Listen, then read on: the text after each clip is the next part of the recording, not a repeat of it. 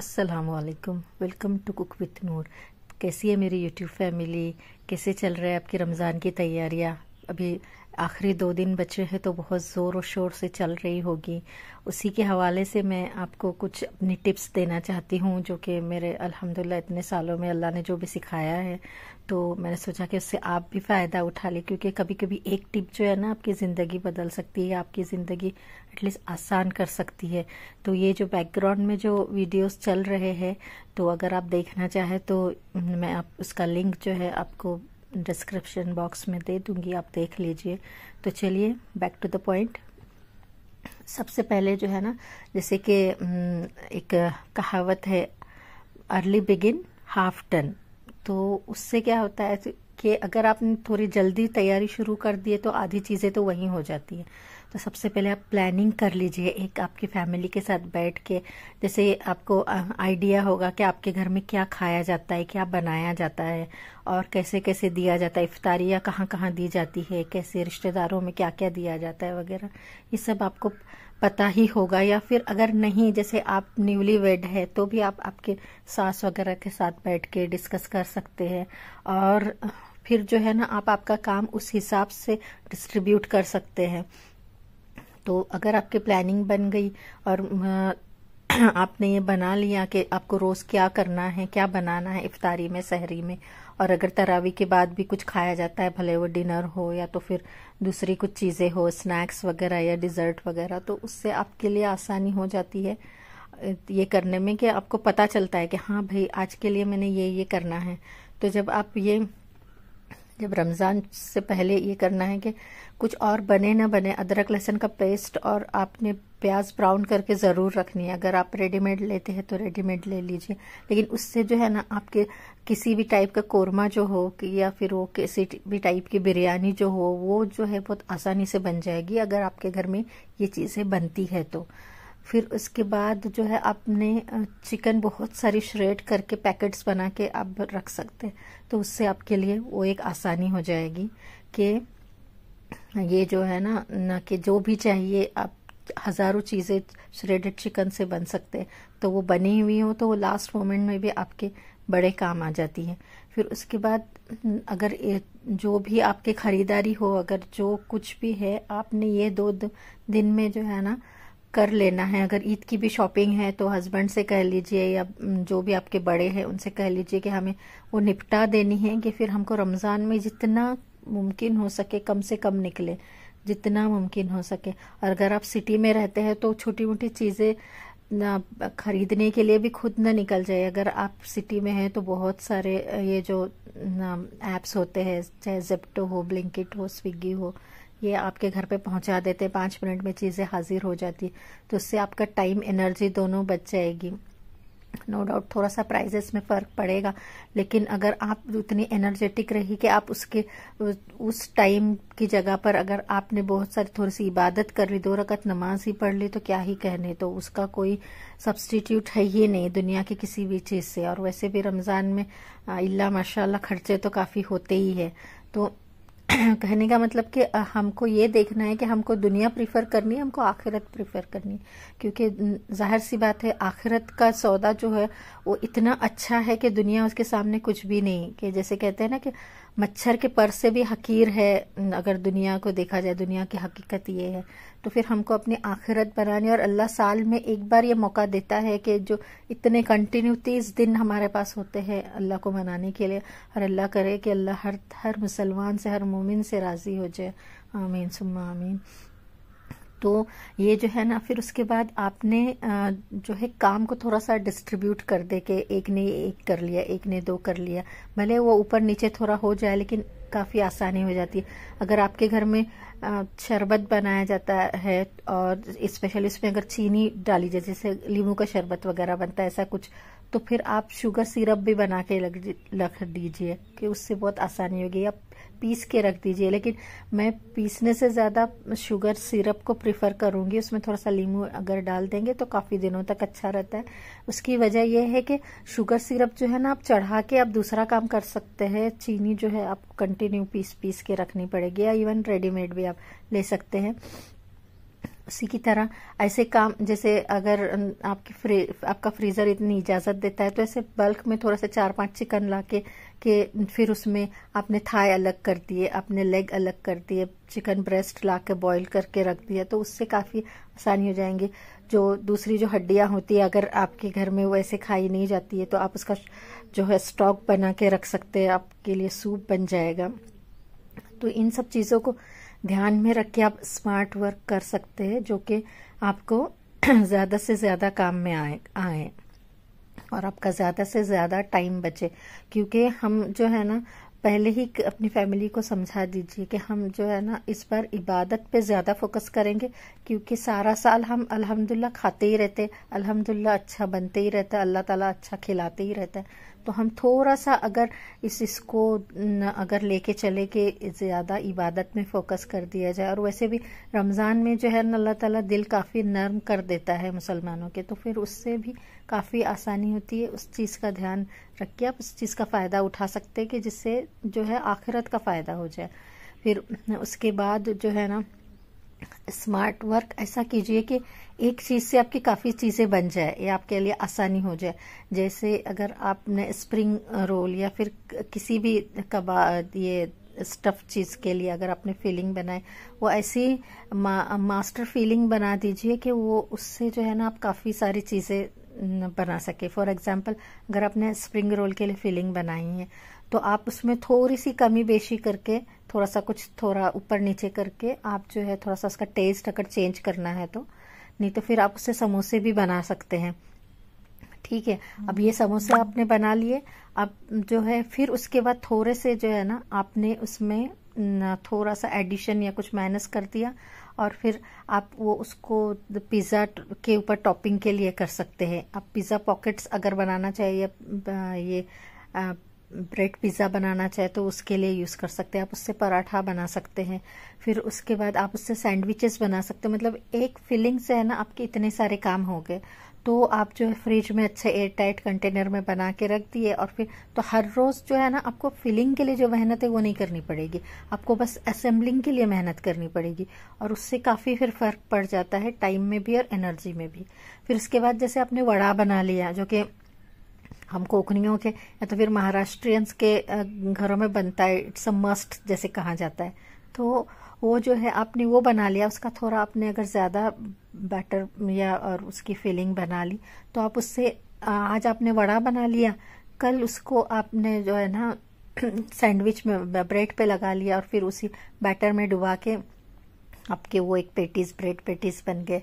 फिर उसके बाद आपने तीसरे दिन जो है ना उसको शिमला मिर्च में स्टफ कर दिया, अगर छोटी है तो हाफ में कट करके, नहीं तो उसके स्लाइस करके, नहीं तो क्यूब्स करके उसमें लगा दिया, तो ये एक चीज़ हो गई। फिर आपने उसको बड़ी वाली मिर्ची जो मिलती है उसमें डाल के स्टफ करके कर दिया, तो वो एक है ना चीज़ एक ही रहेगी, सिर्फ आपने उसको जो है ना प्रेजेंट करने का तरीका बदल दिया। उससे आपका टाइम, एनर्जी और खर्चा, तीनों चीज़ों पे काफ़ी फ़र्क पड़ेगा। इंशाल्लाह आप करके ज़रूर देखिए। फिर उसके बाद आप, अगर आपके यहाँ पे दही वड़ा बनाया जाता है और मेदू वड़ा भी बनाया जाता है, मैं ये करती हूँ कि मैं फर्स्ट डे जब दाल भिगा के जैसे बना लेती हूँ तो सबसे पहले मैं मेदू वड़ा बनाती हूँ। उसमें से अगर कुछ बचता है, और इफ्तारी में यूजुअली बचता ही है, आपने उठा के फ्रिज में रख दिया, आप नेक्स्ट डे उसका जो है दही वड़ा बना सकते। या इवन अगर वो अगर ख़त्म भी हो गया तो उसी सेम बैटर से आप नेक्स्ट डे जो है आप दही वड़ा बना सकते हैं, क्योंकि मैं एक ही बैटर दोनों के लिए यूज़ करती हूँ। तो आपने क्या किया कि जब वो सुबह सुबह भी आप ये इवन बना सकते हैं, क्योंकि उससे आपका टाइम, एनर्जी उसमें भी बच जाएगी, और आपको पता है कि हाँ ये डिश मैंने बना देनी है, तो ये चीज़ आसानी हो जाएगी। अगर आपके पास प्याज, अदरक, लहसुन ये किया हुआ, आपके घर में बिरयानी खाई जाती है या पुलाव खाया जाता है, तो वो चीज़ें आपके लिए आसान हो गई। फिर जब आपने सपोज आपने आपके यहाँ शामी कबाब बनता है, तो शामी कबाब जो है थोड़ा सा आपने टिकिया बना ली, जो कि उसका जो क्लासिक जो उसका शेप है। फिर उसके बाद आपने उसको स्प्रिंग रोल फॉर्म, सीख कबाब के फॉर्म में, लॉग में बना लिया। उसमें थोड़ा सा अंडा, ब्रेड क्रम लगा दिया। एक चीज़ अलग, लुक भी अलग हो गया, थोड़ा टेस्ट भी ब्रेड क्रम की वजह से अलग आ जाता है। फिर उसके बाद आपने उसी को जो है ना, जब आप अंडे में, जब अगर वो टिकिया भी है, आप अंडे में थोड़ा सा पानी डाल के जब उसको डिप करके करेंगी तो वो आपके वो जाली वाले कबाब हो जाएंगे। तो इसी चीज़ से आपका तीसरी चीज़ बन गई। फिर उसी से आप इवन अगर आपके घर में पराठा खाया जाता है तो आप पराठा बना सकते हैं उसके साथ ही। फिर उसको जो है उसका सैंडविच बना सकते हैं। उसका जो आपके बचे हुए अगर कबाब अगर बच जाते तो भी, नहीं तो फिर वैसे भी आप उसका जो है एक पराठे में मतलब पराठा रोल बना सकते हैं। मतलब आप जो आपके क्रिएटिविटी यूज़ करके आप आपके रमज़ान को काफ़ी आसान बना सकते हैं विदाउट कॉम्प्रोमाइजिंग टेस्ट के, क्योंकि वो टेस्ट तो अच्छा इंशाल्लाह होगा ही। तो बस आपको बस ये चीज़ें असेंबलिंग जो है ना वो आपको आनी चाहिए कि आपके लिए इजी हो जाए। जैसे अगर ये तंदूरी बच जाती है या टिक्का बच जाता है, आप उसके रेशे निकाल के दूसरे दिन सिर्फ मायों में अगर आपने मिक्स करके सैंडविच बना दिए तो भैया मैं इनफैक्ट आपको ये रेकमेंड करूंगी कि आप थिक दही में उसको यूज़ कीजिए। तो उससे जो है ना ये कि दही जो है वो गुड फॉर हेल्थ है एज कम्पेयर टू अगर आप मेयो वगैरह किया को ये किया जाए तो उस थोड़ी सी चीज़ डाल दी उसमें, थोड़ा सा ये जो है कुटी हुई लाल मिर्च वगैरह जो भी आपके घर में जैसे, क्योंकि हर घर के कॉन्सेप्ट्स अलग होते हैं। तो बस उससे आपके लिए आसानी हो गई। अगर आपके घर में चिकन कुरमा बनता है समहाउ और वो बचता है तो फिर आपने उसके रेशे निकाल दिए, उसमें सिर्फ ओट्स पानी और नमक डालना है, पकने के लिए रख देना है। ऐसा बेहतरीन सा शोरबा रेडी हो जाता है ना कि उसके क्या ही कहने, बेहतरीन हो जाता है। अगर आपके घर में वैसा नहीं खाया जाता तो आप उसके रेशे निकाल के उसको एक इसका फॉर्म दे सकते हैं, एक पुलाव का फॉर्म दे सकते हैं। मतलब ऐसा कि आपका टाइम, आपकी एनर्जी और आपका पैसा तीनों बचना चाहिए कि आप फिर ज्यादा से ज्यादा चैरिटी कर सके या ज्यादा से ज्यादा दूसरी चीजों पे आप स्पेंड कर सके कि वो पैसा, क्योंकि वो चीजें फेंकने में जाएगी तो वो तो कोई अच्छी बात नहीं है। तो ऐसी मल्टीटास्किंग कीजिए कि आपके लिए जो है ना बहुत आसानी हो जाए। फिर उसके बाद आप जब भी कोई काम करें तो अल्हम्दुलिल्लाह मोबाइल तो सभी के पास होते हैं और यूट्यूब ये वगैरह भी सबके पास होता है। तो आप कुरान सुनिए, आप कोई दर्स, इतने बेहतरीन दर्स होते हैं कुरान का। कोई एक जो दौरा कुरान का कोई एक पूरा ये शुरू कर दीजिए कोर्स और फिर वो 1 बाय 1 सुनते जाइए तो काफ़ी सारी चीज़ें, आपका विजन इतना क्लियर हो जाता है, इतना वास्ट हो जाता है ये अगर आप सुनते हैं तो, कि हम जो है ना कुएं के मेंढक बने हुए रहते हैं। हमको पता ही नहीं होता है कि असल में इस्लाम क्या चीज़ है और हम उसको कैसे अप्लाई करते हैं। इतना आसान दीन जो है ना अल्लाह ताला ने उससे पहले कोई इतना आसान दीन नहीं बनाया है जितना कि हमको ये गिफ्ट किया गया अल्लाह की तरफ से। तो ये हमको पता ही नहीं होता कि क्या चीज़ है, ये हम कर भी सकते हैं, ये भी जायज़ है, ये भी जायज़ है, ये भी जायज़ है। हम न जाने कितनी चीज़ों को नाजायज़ समझ पे खुद के ऊपर पाबंदी लगा के रख देते। तो ये चीज़ें हैं ना काफ़ी सारी दौरे कुरान में कॉन्सेप्ट बहुत सारे क्लियर हो जाते हैं और फिर उसके बाद शौक भी हो जाता है। तो ये कि हम जो है वैसे कर सकते हैं। जब आपके पास ये आप मल्टीटास्किंग करेंगे तो आपके पास टाइम बचेगा। तो फिर आप जो है ना कि वो जो अल्लाह के रसूल सल्लल्लाहु अलैहि वसल्लम की हदीस है कि तुम में से बेहतरीन वो है जो कुरान सीखे या सिखाए। तो हम अगर इतने बड़े उस पर स्टेज पर नहीं आए अब तक कि हम कुरान को सिखाए, लेकिन हम सीख तो सकते हैं ना। तो कोई एक सूरा आप पकड़ के बैठिए कि भाई ये मुझे याद करनी है, जितनी भी हो सके, भले पूरी ना याद हो, भले उसके सिर्फ 2 या 3 ही आयतें याद हो, लेकिन आप उस कैटेगरी में आ जाएंगे जो कुरान सीखने वाले हैं। तो उसके क्या ही कहने, अल्लाह की नज़र में हम प्यारे बन जाएंगे। तो उससे बड़ी और जीत क्या है। तो क्या कीजिए कि आपको इतने ढेर सारे, जैसे सूरह मुल्क का हो गया या फिर सूरह वाक़िया का हो गया, तो फिर सूरह यासीन का, कोई भी कुरान के कोई भी आप सूरा जो है वो याद कर सकते हैं या याद करवाने में किसी की मदद कर सकते हैं। फिर उसके बाद दौरा कुरान कीजिए ये, और इन सब चीज़ों के लिए ना आपको एक्स्ट्रा एफर्ट करने की ज़रूरत नहीं पड़ती है। जैसे दौरा कुरान जो है आप जब किचन में जैसे ही एंटर हो जाते हैं, आपने अगर वो लगा दिया, आपके काम होने तक तकरीबन वो 1 दिन का जो है ना पूरा पारा, जो एक पारे के हिसाब से जो होता है वो ख़त्म हो जाता है। तो उसके लिए आपके लिए आसानी होती है। फिर उसके बाद आप किरात सुन सकते हैं, इतने अच्छे अच्छे कारी माशाल्लाह यूट्यूब पे या तो फिर दूसरे प्लेटफॉर्म्स पे मौजूद है। तो आप जो है ना कोई या तो पूरा डाउनलोड करके रख दीजिए या तो फिर रोज़ के रोज़ सुनिए। इतना बेहतरीन। तो आपका एक कुरान वैसे हो जाएगा जो आपने सिर्फ सुना है, और उससे भी काफ़ी काफ़ी हमारा जो है ना तलफ़ुज़, हमारी तजवीद काफ़ी सही हो जाती है। या तो फिर आप एक सूरा को पकड़ के बैठिए और वहीं हर रोज़ सुनिए कि जिससे आपकी वो सही हो जाए। तो वो भी अगर हम एक चैप्टर भी कुरान का अगर सही से अगर पढ़ पा रहे हैं तो उससे बड़ी और अच्छी बात और क्या हो सकती है।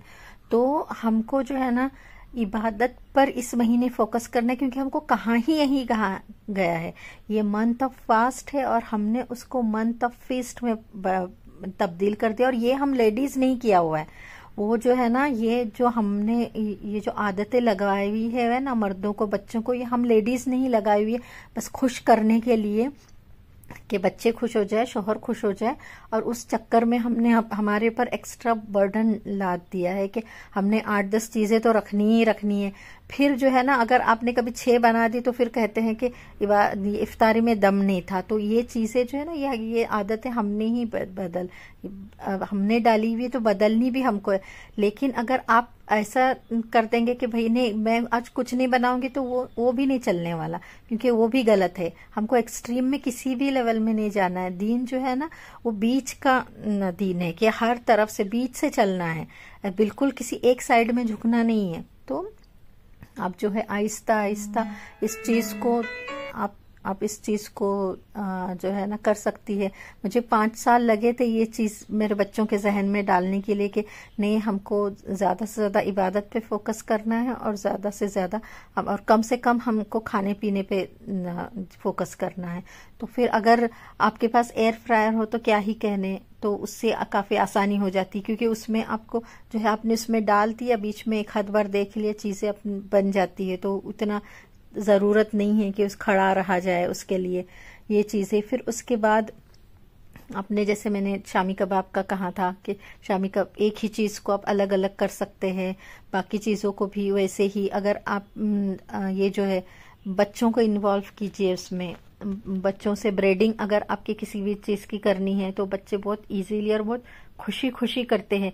स्पेशली अगर आपके बच्चा स्कूल गोइंग है तो अगर उनके पास टाइम नहीं है तो आप वीकेंड में उनसे ये करवा के ले सकते हैं कि हाँ चलो मैंने चिकन फिंगर्स बनाने हैं तो मैंने ये मसाला कोट करके लगा के रख दिया, बस आपने ब्रेडिंग करने। अगर 2-3 बच्चे हो तो फिर वो आपस में वो झगड़े भी होते, तो उसमें आप ये कीजिए कि एक जो अंडे में डिप करेगा, एक जो है वो ब्रेडिंग करेगा और एक जो है वो ट्रे में लगा के रख देगा। तो ऐसे छोटे छोटे काम जिससे कि क्योंकि ये इसमें काफी वक्त जाता है तो ये आपका टाइम बच जाएगा। फिर उसके बाद जैसे बादाम पिस्ता साफ करना है, भले काटने के लिए मैं रिकमेंड नहीं करूंगी क्योंकि छोटे बच्चों का फिर वो हाथ कटने का अंदेशा होता है, लेकिन आप उनको छीलने के लिए दे सकते हैं कि हाँ भाई ये आप छीलो।